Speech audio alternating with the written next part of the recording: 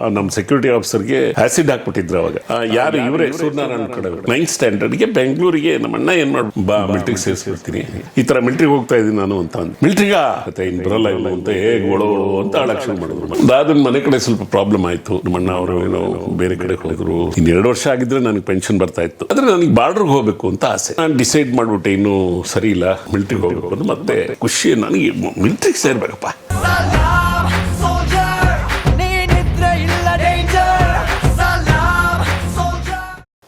ಹಾಸನದಲ್ಲಿ KR ಪುರಂನಲ್ಲಿ ಇದ್ವಿ ನಾವು. ಆ KR ಪುರಂನಲ್ಲಿ ಒಂದು ಬಾಡಿಗೆ ಮನೇಲಿದ್ವಿ. ಮಸೀದಿ, ನಮ್ಮ ಮನೆ ಎದುರುಗಡೆ ಒಂದು ಮಸೀದಿ ಇತ್ತು. ನಮ್ಮ ತಂದೆ ವೈದಿಕ ವೃತ್ತಿ. ನಮ್ಮ ತಂದೆ ಹೆಸರನ್ನ ಏನು ಮಸೀದಿ ವಾದ್ಯಾರ್ ಅಂತ ಮಾಡ್ಬಿಟ್ಟು, ಅಂದ್ರೆ ಮಸೀದಿ ಮನೆ ಗುರುತು ಹೇಳೋದಕ್ಕೋಸ್ಕರ. ನೋಡಿ ಅಲ್ಲಿ ಮಸೀದಿ ಇದೆ, ಅದ್ರ ಎದುರುಗಡೆ ನಮ್ಮ ಮನೆ ಅಂತ ಅನ್ನೋದು ಏನಾಗೋಯ್ತು, ಮಸೀದಿ ವಾದ್ಯಾರ್ ಅಂತ ನಮ್ಮ ತಂದೆಗೆ ಹೆಸರಿಟ್ಬಿಟ್ರು. ತಂದೆಗೆ ಈ ವಾದ್ಯಾರ್ ಅಂದ್ರೆ ಏನು? ವಾದ್ಯಾರ್ ಅಂದ್ರೆ ಇದು ಏನೋ ವೈದಿಕ ವೃತ್ತಿ ಮಾಡುವಂತವ್ರು. ವೈದಿಕರನ್ನ ಅಂದ್ರೆ ಇದೆಲ್ಲ ಮಾಡಿಸ್ತಾರೆ, ಕಾರ್ಯಗಳು ಮತ್ತೆ ಇದು ಎಂತದು ಅಭಿಷೇಕ ಮತ್ತೆ ಇನ್ನು ಬೇರೆ ಪೂಜಾ ಕಾರ್ಯಗಳನ್ನೆಲ್ಲ ಮಾಡಿಸ್ತಾ ಇದ್ರು. ಅದು ಒಂದು ಕಾಲಘಟ್ಟ, ಒಂದು ಹಳ್ಳಿಯ ಕಾಲಘಟ್ಟ, ಇನ್ನೊಂದು ಪಟ್ಟಣದ ಕಾಲಘಟ್ಟ. ಸೊ ಈ ಪಟ್ಟಣದ ಕಾಲಘಟ್ಟದಲ್ಲೇ ನನಗೆ ಸುಮಾರು SSLC ಇಲ್ಲ, 7th 8th ಸ್ಟ್ಯಾಂಡರ್ಡ್ ಏನೋ. 8th ಸ್ಟ್ಯಾಂಡರ್ಡ್ ಆದ ನಂತರ ನಮ್ಮ ಅಣ್ಣನ ಜೊತೆನೂ ಕೆಲಸ ಮಾಡ್ತಾ ಇದ್ದೆ, ಎಲ್ಲ ನಡೀತಾ ಇತ್ತು. ಏನೋ ಇದ್ದಿದ್ರಲ್ಲಿ ಇನ್ ಅಡಿಷನ್ ಟು ದ್ಯಾಟ್ ನಮ್ಮ ಮನೇಲಿ ಏನು ಮಾಡೋರು ಅಂದರೆ, ಆ ಬಡತನದ ಕಾರಣದಿಂದ ಸುಮ್ಮನೆ ಕೂತ್ಕೋಬೇಕಲ್ಲ ಅಂತ ನಮ್ಮ ಅಮ್ಮನೂ ನಮ್ಮ ಅಜ್ಜಿನೂ ಊಟದ ಎಲೆ ಎಣಿತಾ ಇದ್ರು. ಇವು ಊಟದ ಎಲೆ ಮಾಡ್ತಾ ಇರೋರು, ಅದನ್ನು ಒಂದು 100-150 ಆದಮೇಲೆ ತೊಗೊಂಡೋಗಿ ಅಂಗಡಿಗೆ ಹಾಕಿದ್ರು, ದುಡ್ಡು ಕೊಡೋರು. ಅದರಿಂದ ಒಂದು ಅಕ್ಕಿನೋ ಇನ್ನೊಂದು ಬೇಳೆನೋ ಇನ್ನೊಂದು ಏನೋ ಖರೀದಿ ಮಾಡ್ತಾ ಇರ್ತಾ ಇದ್ವಿ. ಆಮೇಲೆ ಕವರ್ ಮಾಡ್ತಾ ಇದ್ವಿ, ಅದು ನಾನು ಮಾಡ್ತಾ ಇದ್ದೆ. ಏನು ಅಂದರೆ ಹಿಂದೆ ಎಲ್ಲ ಕಾಗದದ ಕವರು, ಈ ಪ್ಲಾಸ್ಟಿಕ್ ಬಂದಿರಲಿಲ್ಲ ಅವಾಗಿನ್ನು. ಕಾಗದದ ಕವರ್ನ ನಾವು ಮನೆಯಲ್ಲೇ ಪೇಪರ್ ತಂದು ಅದನ್ನೆಲ್ಲ ಕಟ್ ಮಾಡಿ ಕವರ್ ಮಾಡಿ ಒಂದೊಂದು ಸೈಜ್. ಮೆಡಿಕಲ್ ಮಾತ್ರೆಗಳು ಹಾಕೊಡಾರಲ್ಲ, ಅದು ಪೇಪರ್ ಕವರ್. ಹೌದು, ಪೇಪರ್ ಕವರ್. ಅದಕ್ಕೆ ಈ ಕಿರಾಣಿ ಅಂಗಡಿಗಳಿಗೆಲ್ಲ ಅದು ಸಪ್ಲೈ ಮಾಡ್ತಾ ಇದ್ವಿ ನಾವು. ಅಂದ್ರೆ ಮನೆಯಿಂದ ಒಂದಷ್ಟು ಕೊಡೋದು, ಊಟದೆಲೆ, ಈ ಕವರ್ಗಳು, ಇದನ್ನೆಲ್ಲ ಮನೆ ಹೋಮ್ ಇಂಡಸ್ಟ್ರಿ ಗೊತ್ತಾಯ್ತು. ಮನೆ ಕಾರ್ಖಾನೆ, ಮನೆಯ ಮಂತ್ರಾಲಯ, ಮನೆಯ ಕಾರ್ಖಾನೆ. ಫ್ರೀಯಾಗಿದ್ದಾಗ ನಾನು ಮಾಡಬೇಕು, ನಮ್ಮ ಅಜ್ಜಿ ಫ್ರೀಯಾಗಿ ಇರೋರು ಮಾಡೋರು, ಮತ್ತೆ ನಮ್ಮ ಅಮ್ಮನೂ ಮಾಡೋರು. ಸ್ವಲ್ಪ ಬಿಡು ಸಿಕ್ತು ಅಂತ ಅಂದ್ರೆ ಒಂದಷ್ಟು ಕವರ್ ಮಾಡ್ತಾ ಇದ್ರು. ಸರಿ ಮಾಡಿ ಅದನ್ನ ಅಂಗಡಿ ಕೊಟ್ಟು ಅದನ್ನ ತಗೊಂಡ್ಬಂದು ನಮ್ಮ ದಿನನಿತ್ಯದ ಹೊಟ್ಟೆಪಾಡಿಗೆ ಏನು ನಡಿಬೇಕು ಅದು ನಡೀತಾ ಇತ್ತು. ತಂದೆ ಆ ವೇಳೆಗೆ ಏನ್ ಮಾಡ್ತಾ ಇದ್ರು? ತಂದೆ ಆ ವೇಳೆಗೆ ವೈದಿಕ ವೃತ್ತಿನೇ, ಇದನ್ನೇ ಅರ್ಚಕರ ಕೆಲಸ ಮಾಡ್ತಾ ಇದ್ರು. ಸಾಮಿಲ್ ಅಂತ ಏನು ಅದಾಗೋಯ್ತು. ಅಲ್ಲಿಂದ ಶಿಫ್ಟ್ ಆಗ್ಬಿಟ್ವಲ್ಲ, ಹಾಸನಕ್ಕೆ ಬಂದ್ಬಿಟ್ವಲ್ಲ ನಾವು. ಹಾಸನಕ್ಕೆ ಬಂದ್ಮೇಲೆ ನಾನು ಇಲ್ಲೇ ಇದ್ದೆ, ಈ ತರ ಮ್ಯಾಚ್ ಫ್ಯಾಕ್ಟ್ರಿ ಅರ್ಚಕರಾಗಿ ಕೆಲಸ ಮಾಡ್ತಾ. ಆ ಜೊತೆಗೆ ನಾನು ಸಂತೆಗೆ ಹೋಗ್ತಾ ಇದ್ದೆ. ಈ ಸಂತೆಗಳು ನಡೆಯುತ್ತೆ, ಈ ಶಾಂತಿ ಗ್ರಾಮದಲ್ಲಿ ಒಂದು ದಿವಸ, ಹಾಸನದಲ್ಲಿ ಒಂದು ದಿವಸ, ಇನ್ಯಾವುದೋ ಅಕ್ಕಪಕ್ಕ ಹಳ್ಳಿಗಳಲ್ಲಿ ಒಂದೊಂದು ದಿವಸ ಸಂತೆ ಮಾಡೋರು. ಏನಕ್ಕೆ ಹೋಗ್ತಾ ಇದ್ರಿ ಇಲ್ಲಿ? ಸಂತೆ ಏನಕ್ಕೆ ಅಂತ ಅಂದರೆ, ಅಲ್ಲಿ ತರಕಾರಿ ಬರೋದು, ಬೇರೆ ಸಾಮಾನುಗಳೆಲ್ಲ, ಬೇರೆ ಎಲ್ಲ ಐಟಮ್ಗಳನ್ನ ತೊಗೊಂಡು ಅಲ್ಲಿ ಸೇಲ್ ಮಾಡೋರು. ಅವತ್ತಿನ ದಿವಸ ಒಂದು ಜಾತ್ರೆ ಥರ, ಒಂದು ಸಣ್ಣ ಜಾತ್ರೆ. ಒಂದೊಂದು ದಿವಸ ಒಂದು ಶನಿವಾರ ಸಂತೆ ಅಂತ ಹೇಳ್ತಾರೆ, ಗುರುವಾರ ಸಂತೆ, ಶನಿವಾರ ಸಂತೆ, ಸೊ ಮಂಗಳವಾರ ಸಂತೆ. ಹಾಸನದಲ್ಲಿ ಮಂಗಳವಾರ ನಡೀತಾ ಇತ್ತು, ಇದರಲ್ಲಿ ಶಾಂತಿ ಗ್ರಾಮದಲ್ಲಿ ಶನಿವಾರ ನಡೀತಾ ಇತ್ತು. ಸೊ ಎಲ್ಲ ಸಂತೆಗೆ ಹೋಗೋದು. ಏನಕ್ಕೆ ಹೋಗ್ತಾ ಇದ್ದಿದ್ದು ಅಂದರೆ, ಈ ನಂಜನಗೂಡು ಹಲ್ಲುಪುಡಿ ಅಂತ ಬರ್ತಾ ಇತ್ತು, ಗೊತ್ತಿರ್ಬೇಕು ನಿಮಗೆ. ಅದು ತುಂಬಾ ಫೇಮಸ್ ನಂಜನಗೂಡು. ಅವಾಗ ಇನ್ನೂ ಪೇಸ್ಟ್ ಗೀಸ್ಟ್ ಎಲ್ಲ ಬಂದಿರಲಿಲ್ಲ ಅವಾಗ. ಹಲ್ಲುಜ್ಜೋದಕ್ಕೆ ಅದು ಪೌಡ್ರು, ಆ ಪೌಡ್ರು ಹಾಕೊಂಡು ಹಲ್ಲುಜ್ಜೋದು, ಅದು ನಂಜನಗೂಡಿ ತುಂಬಾ ಫೇಮಸ್. ನಂಜನಗೂಡು ಹಲ್ಲು ಪುಡಿ ಅಂದ್ರೆ ಬಹಳ ಫೇಮಸ್. ಅದು ಕೈಲೇ ಉಜ್ಕೊಳ್ಳೋರು ಅದು ಉಜ್ಜೋರು. ಆಮೇಲೆ ಇದಿದೆಯಲ್ಲ, ಇದ್ಲಿತ್ತಲ್ಲ, ಇದ್ರಲ್ಲಿ ನಾವು ಉಜ್ಜೋರು. ಆಮೇಲೆ ಬೇವಿನ ಕಡ್ಡಿಲಿ ಉಜ್ಜೋರು. ಅವಾಗ ಇಷ್ಟೇ ಸಾಧನಗಳು ಇದ್ದಿದ್ದು ಹಲ್ಲುಜ್ಜೋದಕ್ಕೆ. ನಿಜ. ಸೊ ಇದು ನಾನು ನಂಜನಗೂಡು ಹಲ್ಪುಡಿ ಒಂದು ಇದು ಮೈಕ್ ಕೊಟ್ಬಿಡೋರು. ಒಂದು ಎಲೆಕ್ಟ್ರಾನಿಕ್ ಮೈಕ್ ಅಲ್ಲ, ತಗಡಿಂದು ಒಂದು, ನೋಡಿರ್ಬೇಕು ನೀವು. ತಗಡಿಂದು ಹಿಂಗಿರುತ್ತೆ, ಅದು ಹಿಂಗಿರುತ್ತೆ. ಸ್ವಲ್ಪ ಕೇಳಿಸ. ನಾನು ಬನ್ನಿ ನಂಜನಗೂಡು ಹಲ್ಪುಡಿಯನ್ನೇ ಉಪಯೋಗಿಸಿ, ಬನ್ನಿ ಬೇಗ ಬನ್ನಿ ಮುಗಿದೋಗ್ಬಿಡು, ಇದು ಅನೌನ್ಸ್ಮೆಂಟ್. ಹಲ್ಪುಡಿ ಯಾರ್ದು? ಹಲ್ಪುಡಿ ಅವ್ರ ಅಂಗಡಿನವ್ರದ್ದು. ನೀವು ಅಲ್ಲಿಂದ ತಂದಿರೋದು? ನಾನು ಬರೀ ಅನೌನ್ಸ್ ಮಾರೋದು. ನಾನು ಹೇಳ್ತಾ ಇರೋದು, ಅವನ ಗಿರಾಕಿಗಳು ಬಂದು ತಗೊಂಡು ಹೋಗ್ತಾ ಇರ್ತಾರೆ ಅವನಿಗೆ. ಬನ್ನಿ ಗಾಳಿ ಆಗುತ್ತೆ, ಮರೆತು ನಿರಾಶರಾಗಿದ್ದೀರಿ. ಸಾಯಂಕಾಲದಷ್ಟೊತ್ತಿಗೆ ₹1 ಕೊಡೋನು, ₹1. ಓಕೆ. ಸರಿ ಅದ್ರಲ್ಲಿ ತೊಗೊಂಬಂದು 4 ಆಣೆ ಇಟ್ಕೊಂಡು ಮತ್ತೆ 75 ಪೈಸಾ ಅಂದರೆ ಮುಕ್ಕಾಲು ಇದು ನಮ್ಮ ಅಮ್ಮಗೆ ಕೊಟ್ಬಿಡ್ತಾ ಇದ್ದೆ. ಓಕೆ, ಅದರಲ್ಲೂ ಸ್ವಲ್ಪ ಕಟ್ಟು. ಹಾಂ, ಈ 2 ತಿಂಗಳ ರಜದಲ್ಲಿ ನನಗಿದೇ ಕೆಲಸ. ಕೂರ್ತ ಅಂತ ಇರಲಿಲ್ಲ, ಸುಮ್ಮನೆ ನೋಡಿ ಏನೋ ಒಂದು ಮಾಡ್ತಾ ಇರ್ಬೇಕಷ್ಟೇ. ಸರಿ, ಎಸ್ ಎಲ್ ಸಿ ಇಲ್ಲ, 8th ಸ್ಟ್ಯಾಂಡರ್ಡ್ 9th ಸ್ಟ್ಯಾಂಡರ್ಡ್ಗೆ ಬೆಂಗಳೂರಿಗೆ ನಮ್ಮ ಅಣ್ಣ ಏನು ಮಾಡಿಬಿಟ್ರು ಅಂತ ಅಂದರೆ, ನೀನು ಬೇಡ ಇಲ್ಲಿ ಬಾ, ಮಿಲ್ಟ್ರಿಗೆ ಸೇರಿಸ್ಬಿಡ್ತೀನಿ, ಮಿಲ್ಟ್ರಿಗೆ ಸೇರ್ಕೊಳ್ತೀಯಂತೆ ಅಂತ ಅಂದ್ಬಿಟ್ಟು ನನಗೆ ಏನು ಮಾಡಿಬಿಟ್ರು. ಸರಿ, ನನಗೂ ಒಂದು ಖುಷಿ. ಅವಾಗೆಲ್ಲ ಏತಕ್ಕೆ ಅದು ಖುಷಿ ಇತ್ತು ಅಂತಂದರೆ, ಹಿಂದೆ ಸಿನಿಮಾ ಟೆಂಟ್ಗಳಲ್ಲಿ ಆಗಲಿ, ಇದರಲ್ಲೇ ಆಗಲಿ, ಥಿಯೇಟ್ರ್ನಲ್ಲೇ ಆಗಲಿ, ಎಲ್ಲ ಚಿಕ್ಕ ಚಿಕ್ಕ ಥಿಯೇಟ್ರ್, ಈ ಥರ ಐನಾಕ್ಸ್ ಅದು ಇದೆಲ್ಲ ಇರಲಿಲ್ಲ ಅಲ್ಲಿ.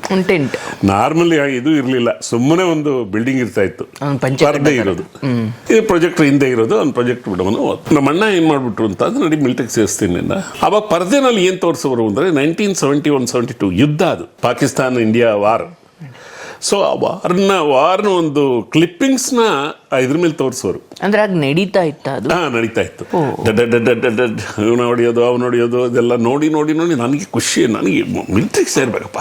ಬಟ್ ಇಲ್ಲಿ ಸಾರ್ವಜನಿಕ ವಲಯದಲ್ಲಿ ಅದ್ರ ಬಗ್ಗೆ ಚರ್ಚೆ ಇರ್ತಿರ್ಲಿಲ್ವಾ? ಚರ್ಚೆ ಇರ್ತಾ ಇರಲಿಲ್ಲ ಅಷ್ಟಾಗಿ, ಇರ್ತಿರ್ಲಿಲ್ಲ, ಮೀಡಿಯಾ ಇರ್ತಿರ್ಲಿಲ್ಲ. ಅದು ನಾರ್ತ್ ಇಂಡಿಯಾಗೆ ತುಂಬ ಚೆನ್ನಾಗಿತ್ತು. ಓಕೆ, ನಾರ್ತ್ ಇಂಡಿಯಾನಲ್ಲಿ ಬಂಬಾರ್ಡ್ಮೆಂಟ್ ನಡೆಯೋದಲ್ಲ, ಅವ್ರಿಗೆ ಆ ಭಯ ಇತ್ತು, ಅವ್ರಿಗೆ ಗೊತ್ತಿತ್ತು ಮಿಲ್ಟ್ರಿ ಅಂದ್ರೆ ಏನು ಅಂತ ಅಂದ್ಬಿಟ್ಟು. ಇಲ್ಲಿವ್ರಿಗೆ ಯಾರಿಗೂ ಮಿಲ್ಟ್ರಿ ಬಗ್ಗೆ ಒಂದು ಚಿಕ್ಕಾಸು ಕೂಡ ಗೊತ್ತಿಲ್ಲ. ಅಂಥ ಸಮಯದಲ್ಲಿ ಅದನ್ನ ನೋಡಿ ನಾನು ಇನ್ಸ್ಪೈರ್ ಆಗಿ, ನಮ್ಮ ಅಣ್ಣ ಹೇಳಿದ ತಕ್ಷಣ ಹ್ಞೂ ಅಂದ್ಬಿಟ್ಟು ಹೋಗ್ತೀನಿ ಅಂತ. ಸರಿ, ಅಲ್ಲೇ ಇದ್ದು ಬೆಂಗಳೂರಿಗೆ ಕರ್ಕೊಂಡ್ಬಂದ್ರು. ನಾನು ಇಲ್ಲಿ ನಮ್ಮ ಚಿಕ್ಕಮ್ಮನ ಮನೆ ಇದೆ ಮಲ್ಲೇಶ್ವರಂನಲ್ಲಿ. ಅವರು ನಮ್ಮ ಚಿಕ್ಕಪ್ಪ ಅವಾಗ HMTಗೆ ಹೋಗ್ತಾ ಇದ್ರು. ಸೊ ನಮ್ಮ ಚಿಕ್ಕಮ್ಮನ ಹತ್ರ ಬಂದು ಹೇಳಿದ್ರು, ಅವತ್ತು ರಾತ್ರಿ ಅಲ್ಲೇ ಉಳ್ಕೊಳ್ಳೋದು ಅಂತ. ಕೂತ್ಕೊಂಡು ಮಾತಾಡ್ತಾ ಇದ್ದಾಗ ನಮ್ಮ ಚಿಕ್ಕಮ್ಮ ಹೇಳಿದ್ರು, ಇಲ್ಲ ಯಾಕೆ ಇವಾಗಲೇ ಯಾಕೆ ಸೇರಿಸ್ತೀಯಾ, ಇಲ್ಲಿ ಮಕ್ಕಳಿದ್ದಾರೆ, ಇರೋದಕ್ಕೆ ಜಾಗ ಇದೆ ಮನೆ, ನಾನು ಇಲ್ಲಿರಲಿ ಅವನ ಮನೆಯಲ್ಲಿ, ಮಕ್ಕಳ ಜೊತೆ ಅವನು ಓದ್ಕೊಂಡಿರ್ತಾನೆ, ಒಂದು ಗ್ರಾಜುಯೇಷನ್ ಅಂತ ಆಗ್ಬಿಡ್ಲಿ, ಆಮೇಲೆ ಬೇಕಾದ್ರೆ ಏನು ಬೇಕಾದ್ರು ಮಾಡ್ತೀವಿ ಅಂತ, ಇವಾಗ ಬೇಡ ಅಂತ ಅವ್ರದ್ದು ಸ್ವಲ್ಪ ಮೈಂಡ್ ವಾಶ್ ಮಾಡಿದ್ರು. ಅವ್ರಿಗೆ ಏನು ಅನ್ನಿಸ್ತೋ ಏನೋ, ಓಕೆ ಸರಿ ಹಂಗೆ ಮಾಡು ಅಂತ ಹೇಳಿ ಅಲ್ಲೇ ಸ್ಕೂಲ್ನಲ್ಲಿ ಶಾಂತಿನಿಕೇತನ್ ಅಂತ ಸ್ಕೂಲ್ ಇದೆ ಮಲ್ಲೇಶ್ವರಂನಲ್ಲಿ. ಇವಾಗಿಲ್ಲ ಅಲ್ಲಿ, ಅದು ಎಲ್ಲೋ ಬೇರೆ ಶಿಫ್ಟ್ ಮಾಡಿದ್ದಾರೆ. ಆ ಸ್ಕೂಲ್ನಲ್ಲಿ ನನ್ನನ್ನು ಹಾಕೋದು ಓದೋದಕ್ಕೆ. ಅಲ್ಲಿ ಬಂದ ತಕ್ಷಣ ನಮ್ಮ ಚಿಕ್ಕಪ್ಪ ಸುಮ್ಮನೆ ಕೂರಬಾರ್ದು, ಬೆಳಿಗ್ಗೆ ಏನಾದ್ರು ಒಂದು ಕೆಲಸ ಮಾಡಬೇಕು.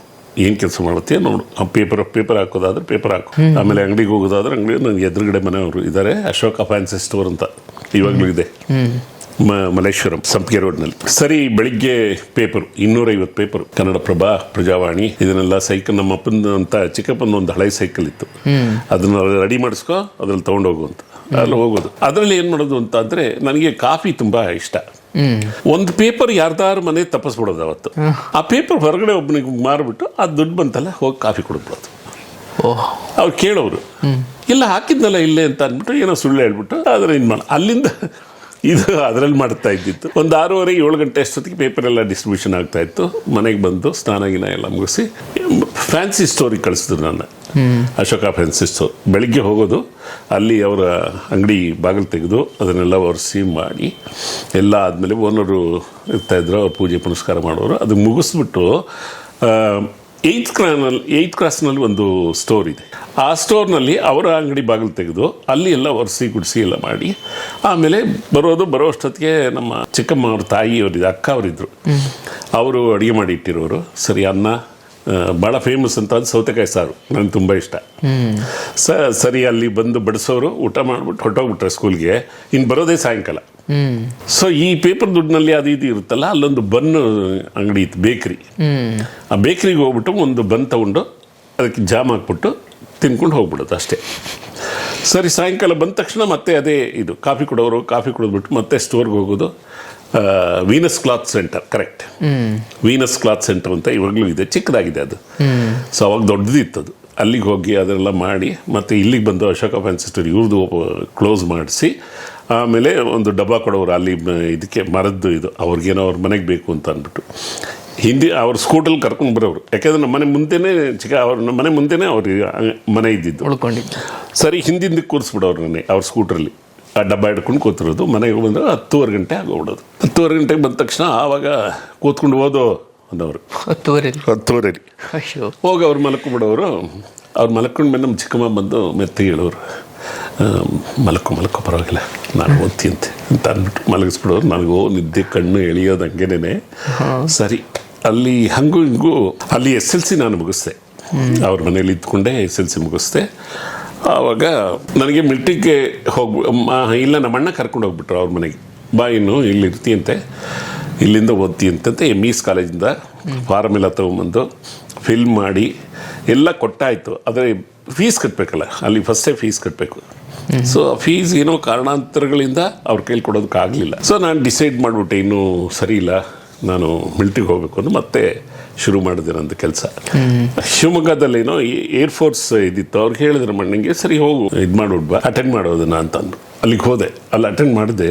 ಅವರು ಡೇಟ್ ಕೊಟ್ಬಿಟ್ರು ನನಗೆ. ಏನು ಅಂತ ಸೆಲೆಕ್ಷನ್ ಆಯಿತು. ಸೆಲೆಕ್ಷನ್ ಆಗಿ 2 months ಆದಮೇಲೆ ಡೇಟ್ ಕೊಟ್ಟರು ನನಗೆ, ಇಂಥ ದಿವಸ ನೀನು ಏರ್ಫೋರ್ಸ್ ಆಫೀಸಿಗೆ ಬರಬೇಕು ಅಂತ ಅಂದ್ಬಿಟ್ಟು. ಸರಿ ಅಂತ ಬಂದ್ಬಿಟ್ಟೆ. ನನಗೆ ಇಲ್ಲಿ ಏನೋ ಇನ್ನೂ ಕೊರಿತಾ ಇತ್ತು ಆ ಸೈನ್ಯದ್ದು ಇದು ಹುಚ್ಚು. ಆಮೇಲೆ ಮೇಯೋ ಹಾಲ್ ಹತ್ರ ರಿಕ್ರೂಟಿಂಗ್ ಆಫೀಸ್ ಇದ್ದೆ, ಅಲ್ಲಿಗೆ ಹೋಗ್ಬಿಟ್ಟೆ ನಾನೇ, ಯಾರಿಗೂ ಹೇಳಿಲ್ಲ. ಬೆಳಿಗ್ಗೆ ಹೋದ ತಕ್ಷಣ ಎಲ್ಲ ಆಯಿತು. ರಿಟರ್ನ್ ಟೆಸ್ಟು, ಜಂಪಿಂಗು, ಅದು ಇದು ಅದೆಲ್ಲ ಮಾಡಬೇಕು ಅಲ್ಲಿ. ಏನು ಅಂತ ಅಂದರೆ ಫಿಸಿಕಲ್ ಎಕ್ಸಸೈಸ್ ಮಾಡಬೇಕು, ರಿಟರ್ನ್ ಟೆಸ್ಟ್ ಜನರಲ್ ನಾಲೆಜ್ ಕೊಡ್ತಾರೆ, ಆಮೇಲೆ ಪ್ರಾಕ್ಟಿಕಲ್ ಆಗಿ ಅದೇನೋ ಮೊಳೆ ಹೊಡೆಯೋದು ಏನೋ ಒಂದಷ್ಟು ಕೊಡ್ತಾರೆ. ಅದೆಲ್ಲ ಮಾಡಿದೆ. ಸೆಲೆಕ್ಷನ್ ಆಗೋಯ್ತು. ನಾವೊಂದು 18 ಜನ ಏನೋ ಸೆಲೆಕ್ಷನ್ ಆದ್ವಿ. ನನ್ನ ಜೊತೆ ಒಬ್ಬ ಪೀಟರ್ ಲೋಬೋ ಅಂತ ಇದ್ದ. ಅವನು ಒಂದು ರೆಸ್ಟೋರೆಂಟ್ನಲ್ಲಿ ಏನೋ ಕೆಲಸ ಮಾಡ್ತಾ ಇದ್ದ. ಅವನು ಬಂದಿದ್ದ. ನಾನು ಕ್ಲೋಸ್ ಆಗಿಬಿಟ್ವಿ ತುಂಬ. ಸರಿ, ಅವನ ಜೊತೆ ಹೊರಡಬೇಕು.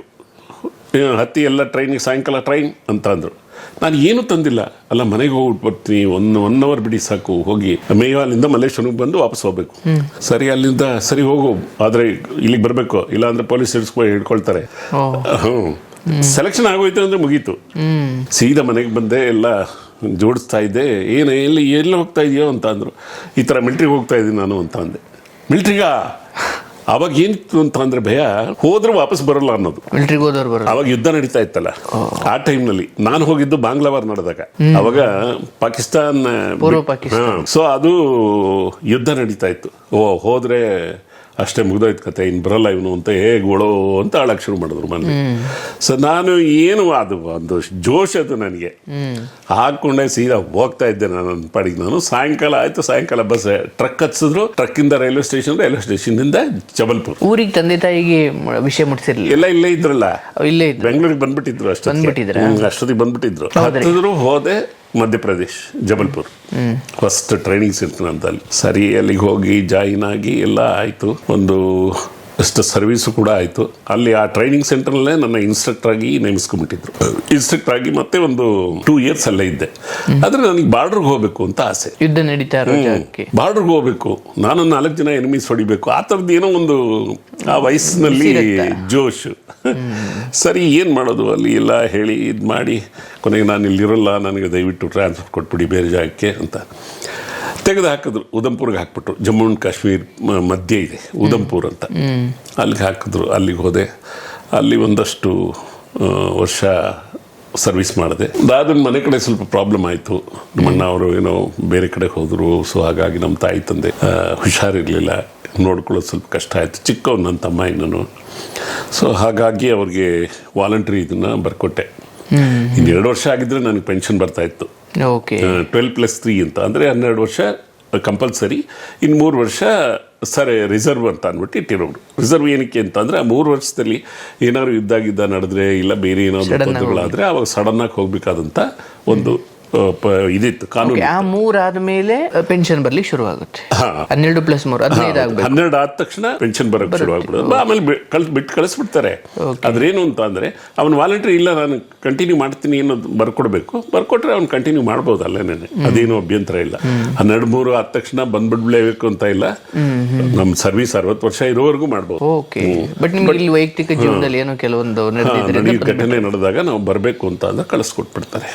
ಸೊ ಹಾಗಾಗಿ ವೆರಿಫಿಕೇಶನ್ ಎಲ್ಲ ಆಯಿತು. ಪೊಲೀಸ್ ವೆರಿಫಿಕೇಶನ್ ಅದು ಇದೆಲ್ಲ ಓಕೆ ಕರೆಕ್ಟು ಇವನು ಹೇಳ್ತಾ ಇರೋದು ಅಂತ ಹೇಳಿ ಡಿಸ್ಚಾರ್ಜ್ ಕೊಟ್ಬಿಟ್ರು. ಡಿಸ್ಚಾರ್ಜ್ ತಗೊಂಡು ಬೆಂಗಳೂರಿಗೆ ಬಂದೆ. ಅಲ್ಲಿ ನಮ್ಮ ಚಿಕ್ಕಮ್ಮನ ಮನೆಗೆ ಮತ್ತೆ. ಸೊ ಅಲ್ಲಿಂದ ಶುರುವಾಯಿತು ನನ್ನ ಕೆಲಸದ ಹುಡುಕಾಟ. ಸರಿ, ಆಮೇಲೆ ನಮ್ಮ ಮೈಕೋದಲ್ಲಿ ಕೆಲಸ ಸಿಕ್ತು ನನಗೆ.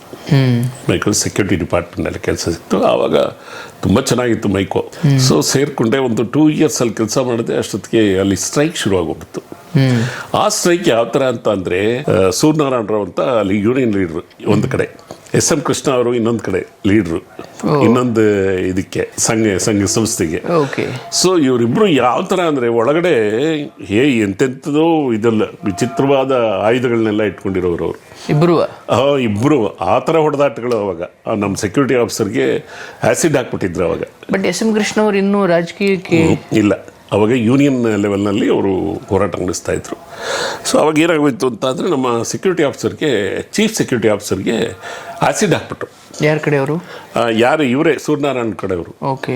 ಸೊ ಆ್ಯಸಿಡ್ ಹಾಕ್ಬಿಟ್ರು, ಇಲ್ಲಿಂದ ಸುರಿದು ಕಿವಿಯೆಲ್ಲ ಸುಟ್ಟೋಯ್ತು ಅವ್ರಿಗೆ. ಆಮೇಲೆ ಕಂಪನಿನೇ ಅಮೆರಿಕಾಗೆ ಕಳಿಸ್ಕೊಟ್ಟು ಅವ್ರಿಗೆಲ್ಲ ವ್ಯವಸ್ಥೆ ಮಾಡಿದ್ರು. ಅದಾಯಿತು. ಅದಾದಮೇಲೆ ನಮ್ಮ ಅಣ್ಣ ಅವಾಗ ಇಂಡಸ್ಟ್ರಿ ಇಟ್ಕೊಂಡಿದ್ರು, ಸ್ಮಾಲ್ ಇಂಡಸ್ಟ್ರಿ ಪೀಣ್ಯದಲ್ಲಿ. ಇಲ್ಲಿಗೆ ಬಂದ್ಬಿಡು ನೀನು, ಯಾಕೆ ಸುಮ್ಮನೆ ಆ ಗಲಾಟೆಗಳಲ್ಲಿ ಇದರಲ್ಲಿ ಯಾಕೆ ಇರ್ತೀಯ, ಬಾ ನನ್ನ ಜೊತೆನೇ ಇರು, ಅಲ್ಲೇನು ಪೇಮೆಂಟ್ ಕೊಡ್ತಾರೋ ನಾನೇ ಕೊಡ್ತೀನಿ ಬಾ ಅಂತ ಅಂದ್ಬಿಟ್ಟು ಸರಿ ಅಂತ ಅಂದ್ಬಿಟ್ಟು ಇಲ್ಲಿಗೆ ಬಂದ್ಬಿಟ್ಟೆ ನಮ್ಮ ಅಣ್ಣನ ಫ್ಯಾಕ್ಟ್ರಿಗೆ. ಕಾರಣಾಂತರಗಳಿಂದ ಫ್ಯಾಕ್ಟ್ರಿ ಮುಚ್ಚೋಯ್ತು. ಫ್ಯಾಕ್ಟ್ರಿ ಮುಚ್ಚೋಯ್ತು. ಸರಿ ಮತ್ತೆ ಏನು ಮಾಡೋದು ಅಂತ. ಆಮೇಲೆ ಈ ಕಾಟನ್ ವೇಸ್ಟು ಮತ್ತು ಈ ಆಯಿಲ್ಲು ಅದು ಇದನ್ನೆಲ್ಲ ನಾನು ಸೇಲಂನಿಂದ ತರಿಸ್ತಾ ಇದ್ದೆ. ತರಿಸಿ ಎಲ್ಲ ಇಂಡಸ್ಟ್ರೀಸ್ಗೂ ನಾನೇ ಖುದ್ದಾಗಿ ಹೋಗ್ತಾ ಇದ್ದೆ.